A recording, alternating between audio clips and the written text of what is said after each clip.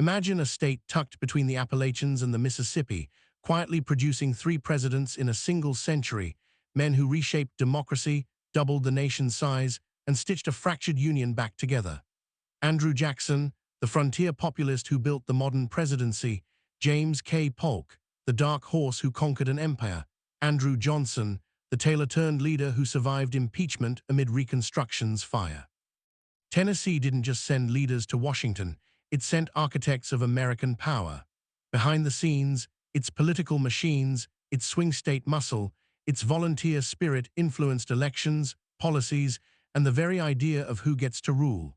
From hidden backroom deals to the volunteer states' outsized electoral clout, Tennessee's fingerprints are all over the nation's political DNA.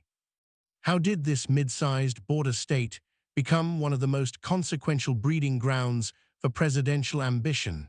And why does its influence still whisper through every campaign trail? Long before presidents walked its hills, Tennessee was frontier raw and restless. Indigenous nations, Cherokee in the east, Chickasaw in the west, called the land home, their trails crisscrossing rivers and mountains. Spanish explorers passed through in the 1540s, but permanent European settlement waited until the 1760s. Scots-Irish, English, German settlers pushed over the Appalachians, drawn by cheap land promised by North Carolina and Virginia grants. The region started as part of North Carolina, but distance bred independence. In 1784, settlers declared the state of Franklin, America's first breakaway republic, complete with its own constitution and governor. It collapsed amid debt and Cherokee resistance, but the spirit lingered. When North Carolina ceded its western lands to the federal government in 1790, Congress organized the Southwest Territory. Statehood came fast. On June 1, 1796, Tennessee joined the Union as the 16th state, first beyond the original 13. Early politics reflected frontier grit.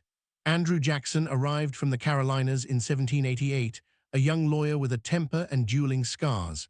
He rose quickly, judge, congressman, senator. The state leaned Democratic-Republican, its voters suspicious of Eastern elites. Nashville grew as a political hub. Knoxville served as first capital before moving west. Slavery took root in Middle and West Tennessee, cotton plantations flourished, but East Tennessee's small farms and Quaker influence kept abolitionist sentiment alive. The volunteer state nickname emerged during the War of 1812. Thousands rushed to fight under Jackson at New Orleans, turning back the British in a victory that made him a national hero. Jackson's rise marked Tennessee's leap onto the national stage. The 1824 elections saw him win the popular vote, but lose to John Quincy Adams in the House. Accusations of a corrupt bargain fueled outrage. Tennessee rallied behind him. In 1828, Jackson swept to victory, carrying his adopted state overwhelmingly. His presidency redefined power. Spoils system rewarded loyalists. Vetoes challenged Congress. Indian Removal Act forced Cherokee on the Trail of Tears. Tragic legacy tied to Tennessee soil. Jackson's shadow loomed large. His protege James K. Polk followed the path. Tennessee legislator, congressman, Speaker of the House, governor. In 1844, Polk emerged as the Democratic dark horse. Jackson's quiet endorsement helped secure the nomination. Polk won the presidency, promising one term, and delivered. Texas annexation, Oregon settlement, Mexican-American War victory that added California and the Southwest. Tennessee's political network, Jacksonian loyalists, proved decisive in national maneuvering. Andrew Johnson rose from different roots. Tailor from Greenville, self-taught Unionist Democrat. He served as congressman, governor, senator, the only Southern senator to stay loyal during secession. Lincoln chose him as running mate in 1864 for unity. Johnson's ascension after Lincoln's assassination thrust Tennessee's voice into Reconstruction's storm. These three presidents, spanning 1829 to 1869, cemented Tennessee's outsized role: frontier populism, territorial expansion, post-war reconciliation. The Civil War tore Tennessee apart. Last to secede, first to rejoin, East Tennessee stayed Unionist, Middle and West leaned Confederate. Battles raged: Shiloh, Stones River, Chattanooga, Nashville, bloodiest Western theater fights. Nashville fell early to Union forces. Andrew Johnson governed as military overseer, enforcing loyalty amid guerrilla warfare. Post-war Tennessee's politics shifted dramatically. It ratified the 14th Amendment quickly, re-entered the Union in 1866, first Confederate state back. Radical Republican rule under Parson Brownlow brought black suffrage, public education, but also corruption and resentment. The Ku Klux Klan formed in Pulaski in 1865, spreading terror to suppress black votes and Republican power. Tennessee's early Klan suppression by federal troops foreshadowed national patterns. By the late 19th century, Democratic redeemers regained control. Jim Crow entrenched, disenfranchisement hit black voters hard, yet Tennessee avoided the worst violence of Deep South states. Its Appalachian Unionist tradition and diverse economy tempered extremes. Tennessee's political machine flexed in the 20th century. The Crump machine in Memphis dominated for decades. Crump controlled votes, delivered for Democrats nationally. Al Gore Sr. rose through Senate ranks. His son Al Gore Jr.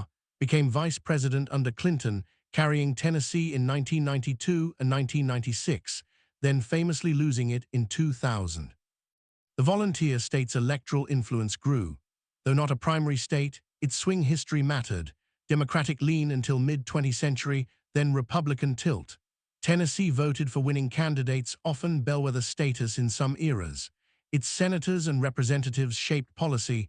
Estes Kefauver's crime hearings, Howard Baker's Watergate role, Bill Frist, and Bob Corker in leadership.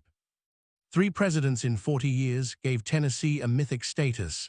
Jackson's populism birthed the Democratic Party's modern form.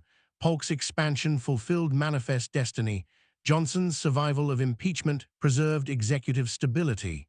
The state's political culture, independent, pragmatic, produced leaders who bridged divides or forced them.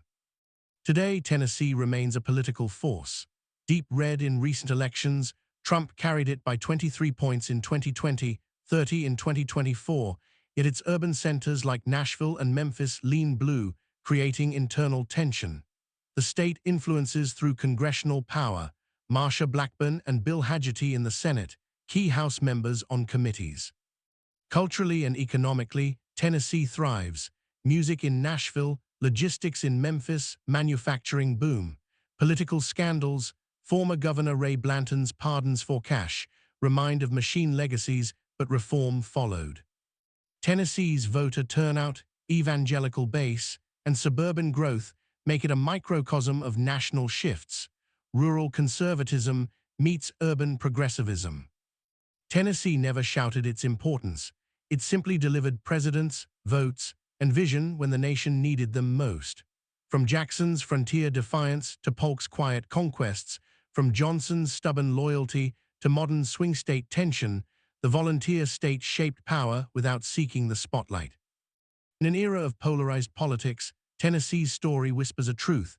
Influence often flows from the middle, from border states where divides meet and compromises are forged or broken. Its 3 presidents remind us that leadership can rise from log cabins and tailor shops, that one state's choices can echo across centuries. As campaigns rage and maps turn red or blue, remember Tennessee, the quiet giant whose secret hand still guides the nation's course. What will it shape next? The volunteer spirit waits, ready to answer.